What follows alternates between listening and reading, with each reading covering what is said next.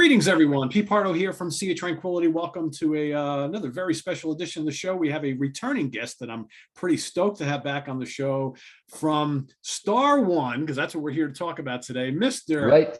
Right. Arjen Anthony Lucassen, here all the way from Holland. How are you, my friend? Good to have you back on the show. Hi, Pete. All good here. All good. Good to be back. Glad to have you back. And the last time we spoke, which was not quite a year ago, but close to it, we kind of talked a little bit about an upcoming Star One album, which it's been a while since Victims of the Modern Age. That was 2010. So here we are in 2022. I know. Revel in Time is just about upon us. So and I've had a chance to listen to it. It's a really cool album for a number of reasons, and I don't want to get into a review of it here because I want you to talk about it. But for those of you who don't know, you've got the main album, which you'll talk about the concept behind it and all that kind of stuff. And there's a great assortment of guest stars as always. But then there's a bonus disc which has the same songs with some different singers on it. So that was interesting, and I wanted you to talk about why you chose to do that, and I'll explain all of it. Well, it sounds good. So I don't know if I want to start with talking about who appears on. Why don't you talk about like the concept of the album and how long it's been in the works for, and kind of putting it all together. Then we'll get into all the stars that appear on. Sure. Well, the concept, as you may know, all Star One albums, all the tracks are based on movies. So the first Star One album was kind of like spacey, so it's based on movies that were set in space. And I'm thinking about Alien, of course, 2001, those kind of movies. The second Star One album was a really, really dark, really heavy album. So obviously it was based on dystopian movies, and I'm thinking Blade Runner, Clockwork Orange, that kind of stuff. But this album is like a lot lighter. You know, it's got very positive moments and it's got very dark moments. So, and I always wanted to do time travel. I mean, I love time travel. Ever since, a kid when I was watching Star Trek, and it was, I loved all the time travel episodes. But yeah, obviously I went through my, you see all my DVDs back there, and I picked out all those movies that had to do with time. And I ended up with like 40 movies or something. And there's a lot of them. Even like the Marvel movies, like the Avengers films and all that kind of stuff with all the true. A lot of it's featured, and then like Time Bandits and stuff like that, And I picked out 40, and it was hard to pick, and then I also, Groundhog Day. You can't not pick Groundhog Day, and it's not time travel, so I was like, okay, let's do movies about manipulation of time. So yeah, that's the concept. And what was the other part of the question again? Well, so now that we got the concept down, let's talk about who appears on the album. So who appears? Okay. Yeah, it's silly. It is. I mean, as anybody who is familiar with Arjen's music, whether it be with Ariane or with Star One or any of your other projects, I mean, you're going to get a cast of guest stars that's going to be fairly mind-blowing. So I'll just throw out some names here for everybody. Sure. From Symphony X, we got Michael Romeo and Sir Russell Allen. Okay. Oh, yes. Neither one are strangers to working with you. You got Michael Mills. You got Ross Jennings, of course, from Bacon. Jeff Scott Soto and Ron Bumblefoot from Sons of Apollo and many other things. Brandon Yeagley, Adrian Vandenberg. That must have been pretty exciting for you. Yeah. Oh, it was exciting. Yeah, we know each other for such a long time. We're both tall bastards, so it had to happen one day. He's a tall guy. Yeah, you both are. That is true. Yeah. Joe Lynn Turner. Oh yes, that's total honor. Total honor to work with him. And at 70, good as ever. Yeah. Yep. Joel Hoekstra from Whitesnake and Night Ranger. Such a nice guy, such a talented guitar player. Yeah. Jens Johansson. Of course, he had to be there. Right. He was on previous albums. So, absolutely. Yeah. And another alumni of yours, Damian Wilson. Of course, my good friend. Damian. Another alumni, Dan Swano from Edge of Nightingale. The big voice. Yeah. How about once again, Floor Jansen? Of course. I mean, can't do it without Floor. Can't do it without Floor. Mr. Roy Khan. Yes, finally, because he was one of the most requested singers by the fans, you know. And it happened a few times, almost happened, but there was always something, you know. He had to tour and stuff like that. But yeah, for obvious reasons, he couldn't use that excuse this time, so he Yeah, had to well, do he always seemed it. like a perfect fit for your albums, regardless of Oh what. yeah, yeah, I yeah, always yeah, thought that. And then yeah. let's not forget, a guitar player that I think some people might have heard of, a guy named Steve Uh, Vai. who's that? Yeah. Yeah, he's done I an album or remember two, I think. last time I hinted at it. I was like, one of my top three guitar players is on the Yep, album. I don't know if I told you. Did I eventually tell you? Or? he Oh did. yeah, I told you. Okay. Yeah, man. And what a job he did. Oh my God. Oh Yeah, my he God. did. Yeah, and that's a really great song. And before I get into too much about the alternate versions, I do want to mention that is one of my favorite songs that Steve plays on the album. Cool. It's just Cool. amazing. That Cool. the final song, and then on the alternate version, we've got Mr. Tony Martin, who I guess Oh has yes. been in the news lately because he's got a new solo album, and I there's know it's pretty heavy. I talking with heard some Tony stuff. again Yeah. about Tony Iommi about re-releasing and reissuing I the heard about that. Sabbath Yeah. Yeah. catalog. Yeah. So pretty good. And then you've got your right hand man who's with you all the time, Ed Warby on drums, right? Oh You've got yes. Yeah. Eric. Maybe you can pronounce Eric's last name. Eric. It van Ittersen. There you go. Okay. Yeah, it's a And hard one. yeah.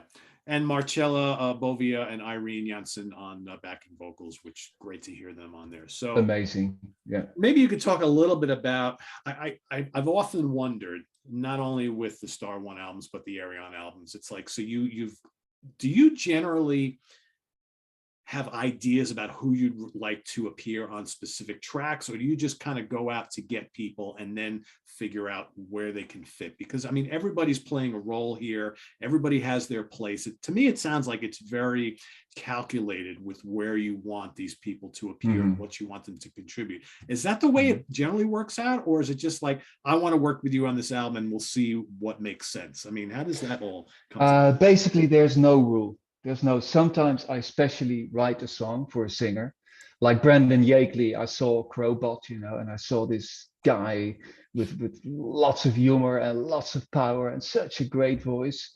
And it's like, okay, I gotta write something that fits his voice. But usually, I always start with the music. So I got the music instrumentally. Then I have a wish list of singers, which is like silly. It's like 200 singers.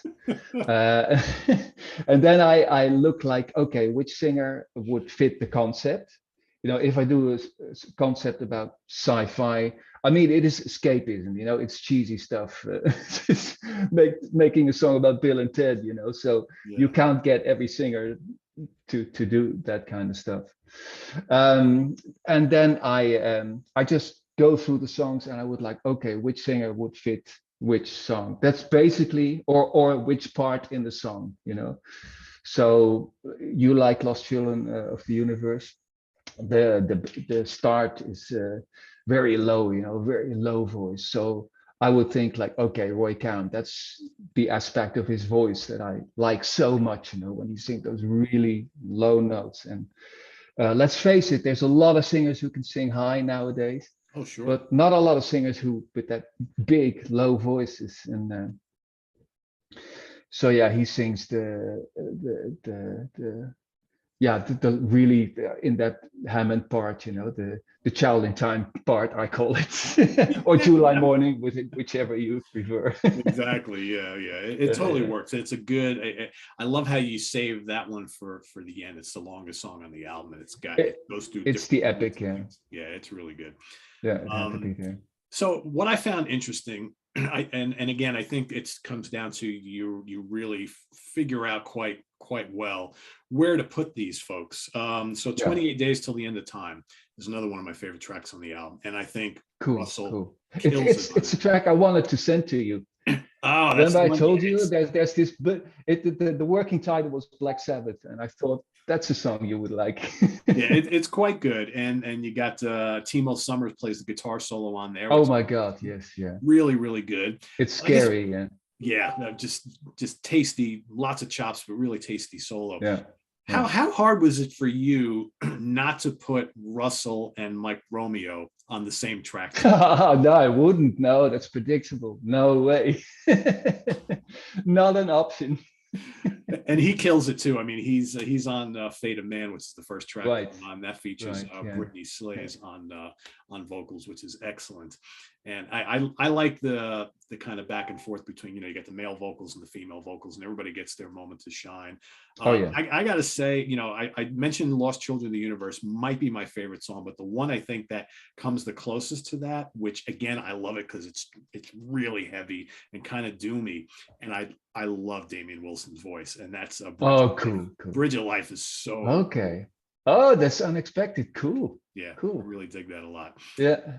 And hearing, Jeff Scott Soto and Bumblefoot together on Back from the Past. I mean, Jeff is such a good singer as well. And what I did, I don't always do this, but I started playing the album, and I have the digital stream of it and from the label. And I was not looking at your detailed track listing that you posted on Facebook, which says who plays on every song. Right, so I'm listening to it, trying to pick out who I'm hearing. Okay. Because I always like to do that first. And, there's certain folks who them instantly. Like I knew it was Russell singing on the second track. I knew it was Mike Romeo playing guitar on the first track. And then I heard the third, and Ross Jennings, I kind of picked him out on Prescient. But then on Back from the Past, I'm listening to it. I'm like, at first I was like, okay, I know that sounds familiar. I'm like, oh, wait a second. That's so gotta be so. Oh, yes. And then I heard the guitars, and I'm like, oh, he's got them both on the same song. How cool is that? Yeah. That was really good. And then you got I had Ron Bumblefoot. I had him pick. I gave him 3 options of songs to play solo on. And I think he picked this song because Jeff was on it. So there you go. Okay, well that makes sense. That makes sense. Yeah. Adrian Vandenberg on the title track, along with Brandon Yeagley. So talk a little bit about your history with Adrian and how I'm sure you've wanted to get him to appear on your albums for quite some time. Well, I've been jealous of Adrian. We kind of grew up in the same period in the 70s. And there he was, with Vandenberg getting this worldwide hit with Burning Heart, right? And I was like, God damn, that's what I wanted. So I was jealous of him. And then, he joined Whitesnake, one of my favorite bands. And I was like, God damn, so I've always been jealous of him. But I mean, we met loads of times in those days. I mean, we were, as I say, we were both tall bastards in Holland. So we had interviews together for newspapers. I still remember back in the 80s, we had to stand back to back, of course, because there's 2 tall guys, like who is the tallest and stuff like that. So yeah, we've always been friends, and we almost worked together a few times, but he was always busy. But this time he was like, immediately, he was like, oh yes. And same thing with Adrian, basically. I gave him 3 songs. I said, you pick your favorite song. And he picked Reveling Time. Such a tasty solo, man. Oh yeah, big time. I always really liked his guitar playing. And, oh yes, yeah. In Vandenberg, obviously that was his band, and he was the solo guitar player. And I think that he's got that little bit of like a kind of like a Schenker background to him. Oh yes. Oh yeah. His vibrato is very Michael Schenker. Oh yeah. And I think that, for me anyway, when he was in Whitesnake with Vi, and again, he have 2 amazing guitar players, but so different. I think that he got overshadowed a little bit. And I always wonder like what it would have been like if Adrian was allowed to be the guy in Whitesnake, kind of like John Sykes was for that short period. Right, yeah. So it would have been a lot bluesier, I think. Yeah, absolutely. It would have gone more to the old Whitesnake, with Mickey Moody. And, I think so. Yeah, I think so. I love, like you, I love Steve Vai, and I like that album. I saw them on that tour, but looking back all these years later, I don't think that Steve was a great fit in that band. No, I agree. Yeah, I agree. Yeah. As amazing as he is, but so yes, that's a good one. You got Jolyn Turner and Joel Hoekstra together on The Year of 41. Talk a little bit about it. And you got Jens Johansson on that as well, which is pretty cool. Yeah. Well, I've been a huge. I mean, Rainbow is my number 1 probably. Rainbow Rising, of course, with the Stargazer. But I loved all incarnations of Rainbow, you know, later on Bonnet and with Jolene Turner. I mean, Spotlight Kid. I mean, come on. You know, Difficult to Cure, Straight Between the Eyes, Bent Out of Shape with Can't Let You Go. I mean, his vocals on that. So yeah, I've always wanted to work with him. I approached him for the previous Star One album, and he almost did it, but then he had to go on tour. So this time I got his WhatsApp, yeah, and I sent him a WhatsApp. And at some point the phone went. It was like, Jolene Turner. Oh my God, you know, it's still, you know, I grew up listening to that guy, and on the phone first was like a bit nervous and stuff like that, but I mean, within 5 minutes, we were laughing and we were gossiping about other singers, you know. It's like, everyone loves that singer. He's crap. Yeah, I agree. You know, and it was just fun. So he became a real friend. He's such a nice guy, you know. He's such an open guy. That would be the word for him. And yeah, still singing like that at 70. You know, it's hard to believe that he's 70 years old now, right? It's hard to believe. Yeah. It was around the time that he recorded it that he turned 70. Yeah. And no, he called me from the studio and what do you think of this? You know, and all still really excited and try it like this. And then he booked an extra day, you know, to still change some stuff. Great guy, very proud of it.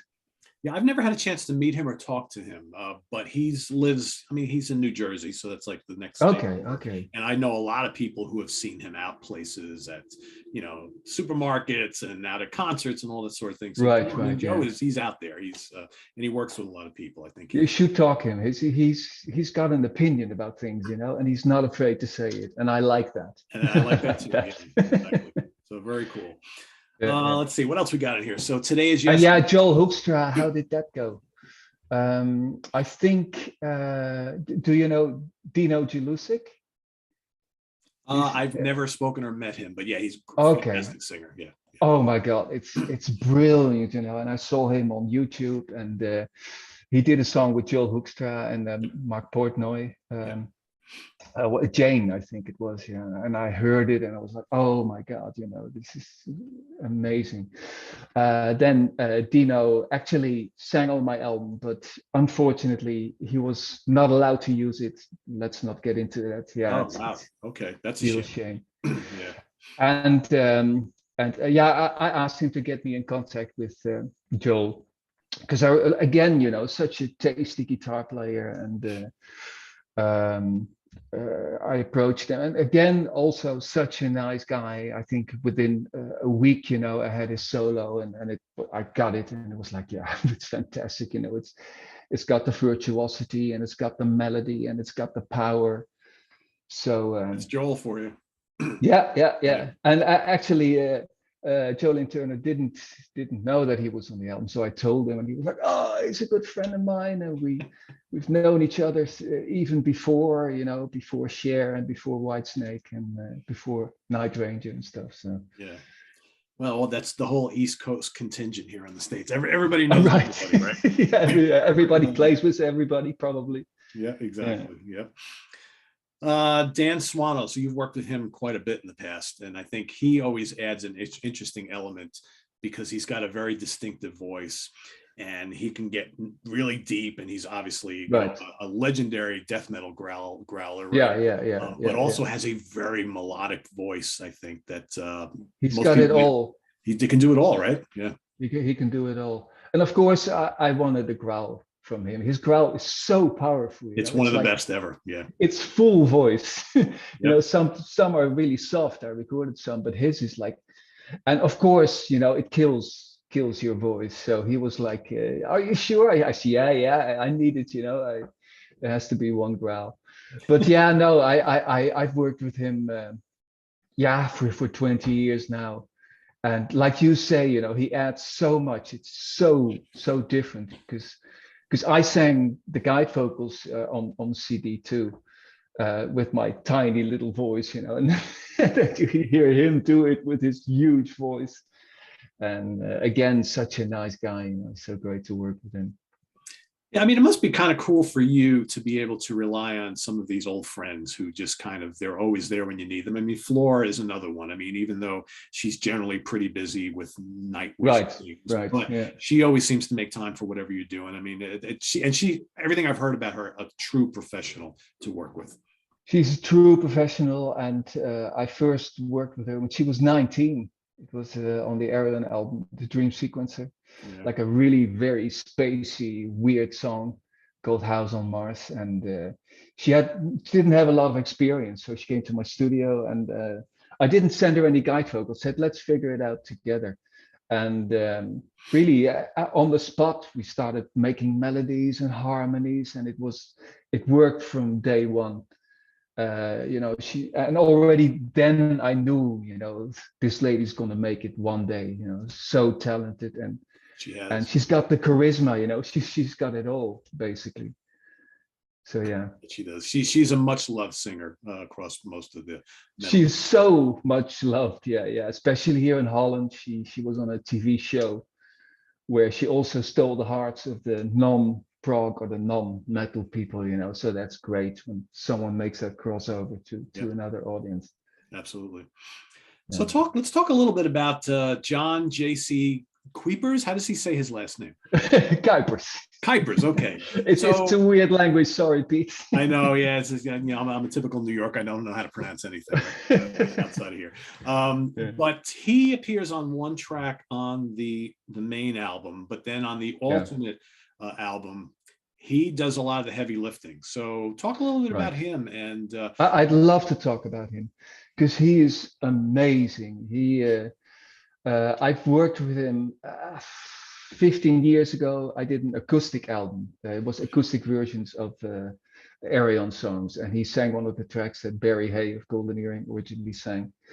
And it was great already back then. And for some reason, I didn't work with him for a long time until we did the Arion live shows, the Arion Universe shows. And at the last moment, Russell couldn't or didn't or whatever. He didn't do it. So we had to find a replacement for Russell. It's like, oh, you think, yeah, maybe you're in London, maybe there's not many who can do what Russell does. right. And I thought of JC. Let's call him JC. It's easier. And so he came to the rehearse room, and we were like, let's try Dawn of a Million Souls, which is which is a difficult song to sing. And he got up to the mic, and the whole, we were like 20 people in the venue, and we're like, oh my god, yeah, what's gonna happen? And he belted that song out, and everyone was crying and sweating and goosebumps. And so yeah, he did their own Universe show, which he did so well that I asked him again for the Arion Electric Castle shows, where he portrayed the Barbarian. And I had to have him on the album, on the Star One album. And also because of COVID, I couldn't fly all the singers in. I usually all the singers, I always fly them in. So on the previous Star One albums, Russell, Dan, Damien, Flora, I always flew them into my studio to guide them. That's people often tell me like, hey, you get the best out of singers. I like them even more than in their own bands, which is such a big compliment for me.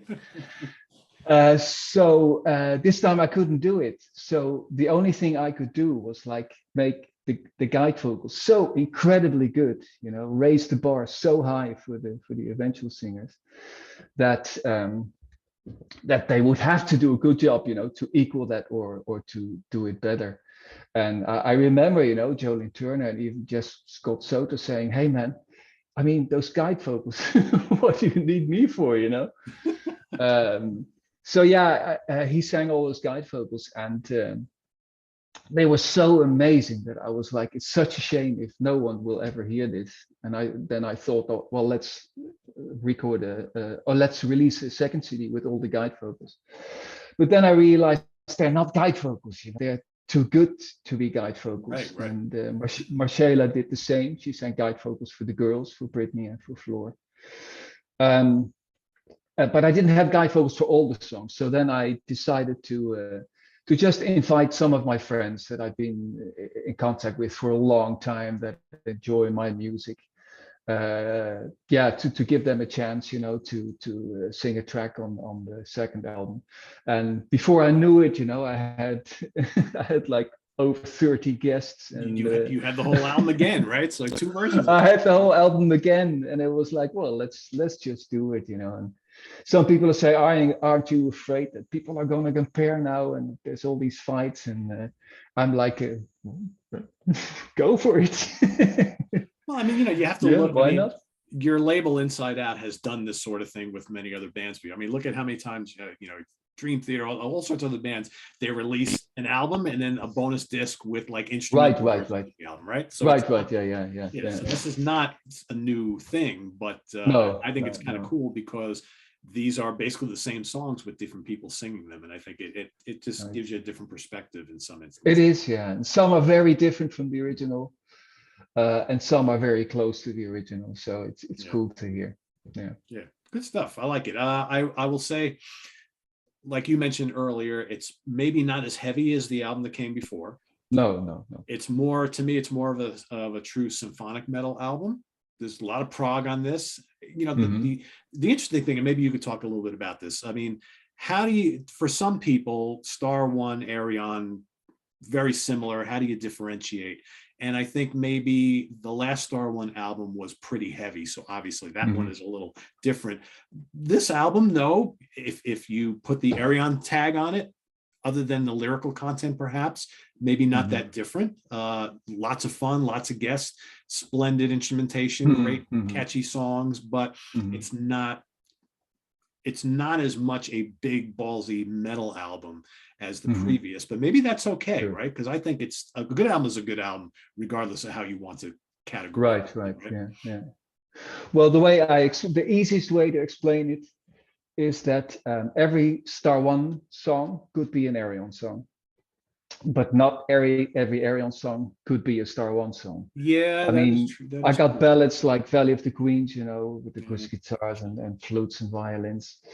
I mean, there's no flutes and violins and no cellos and dulcimers and mandolins and all the weird stuff that's on Arion on Star One.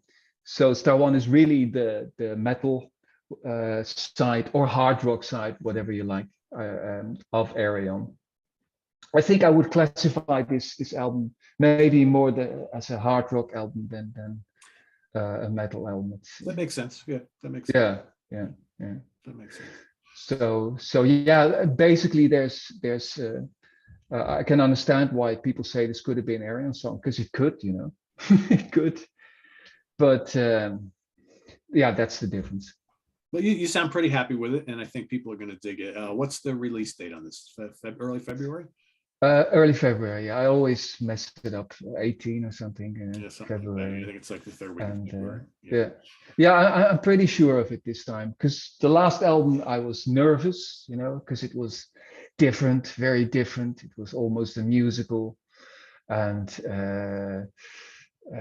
reactions weren't that positive, I have to say, about the last Arion album, Transitus. So I was nervous. I started reading the reviews, and a review especially hurts if you a negative review, if you sort of agree with it. That's when it hurts the most. But with this album, I don't have that. I mean, so far all the reactions are positive, and it's basically the songs came really fast, and it was just plugging in and more straightforward songs. So were you worried at all that like 12 years, kind of a long time, that people might have forgotten Star One, or do you think that you have a vibrant enough and loyal enough following that people just been waiting patiently? I'm sure all people say that, but I've got such loyal fans. They're and so positive as well. They would never complain, or there's never any fights on the Arion pages or on YouTube or whatever. And I mean, they've been waiting for it, and they've been asking for it. But no, I've never been worried like, oh, it's too long, it's been too long or whatever. Will they have forgotten about it? And also we hyped the shit out of it, so I think the way that you like kind of keep secret who's working on the album till like, Right, I mean, that's just right, genius. yeah.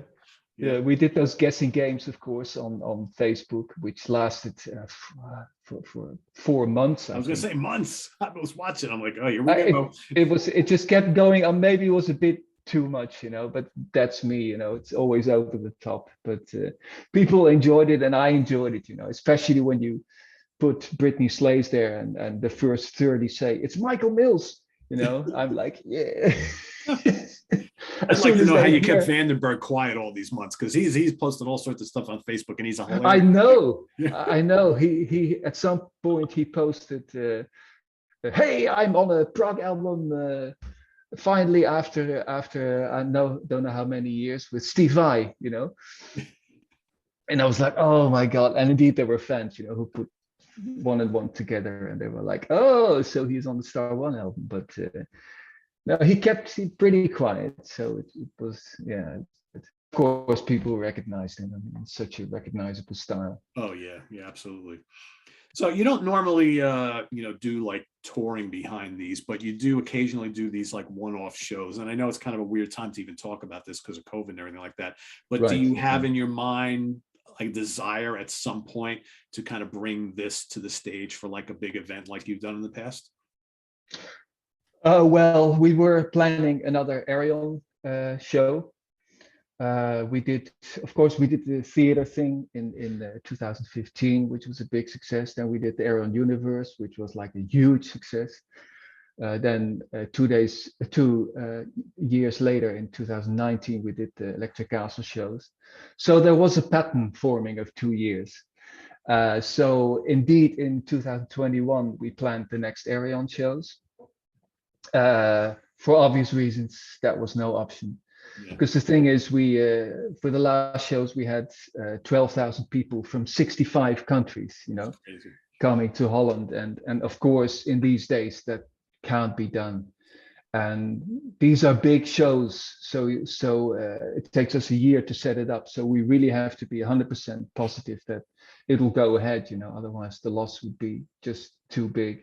Yeah. So then we moved it to September 22. But it would have been resolved right now if we would have already had to start working on it. So again, we moved it to 2023 September, which means that end of this year, if it's all cleared up, which is sketchy. It's hard to plan right now, really. It's really hard to plan, especially something big like this where you are counting on people of the whole world, to come to us. So I want everybody to think about this for a second. So 12,000 people came to a show in Holland from 65 different countries. 65. I got a flag from the municipality of Tilburg. Don't know if you can read it. Yeah. That's pretty amazing when you think about it. It's totally amazing. That's like a hockey arena worth of fans. I know, and I feel kind of guilty, for not going to them, for expecting them all to come to Holland. But it was a magic weekend, and we organized a lot of stuff in the city, and there was like Arion beer. I still have it here. Oh, nice. Wow. Arion beer, and there was like an exhibition of the painter who makes it's behind me, by the way, nice. the painting.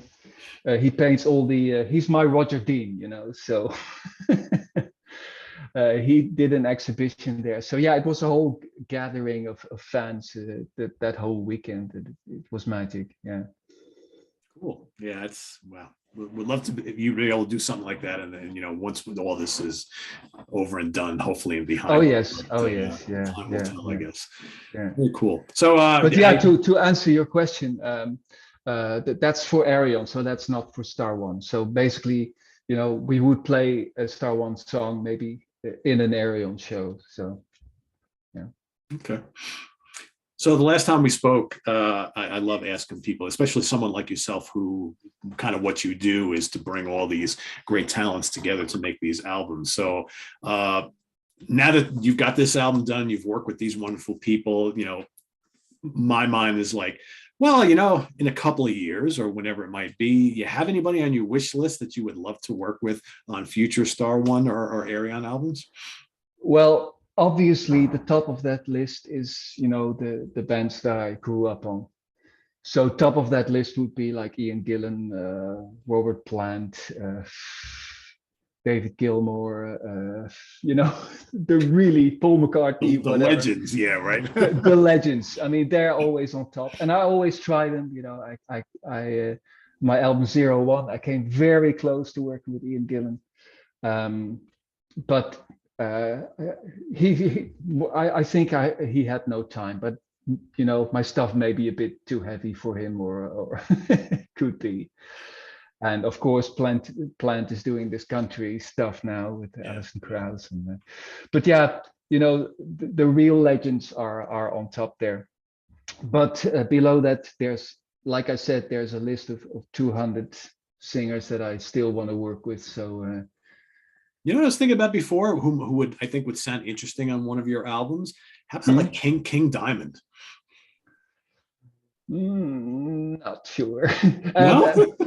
That automatically makes me think of Bob Halford.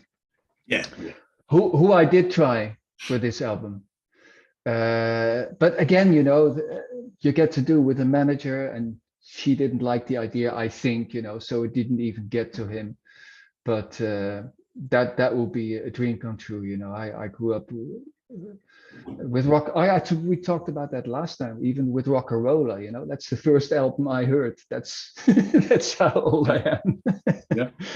And then of course Sad Wings of Destiny. So yeah, I would have loved to work with. Yeah, I would think Halford, or like you look at like the Jeff Tate or Todd La Torre from Queensryche, and those types. Right. Yeah. Or John Oliva from Savatage. Oh, that would be great. Yeah, we almost worked together.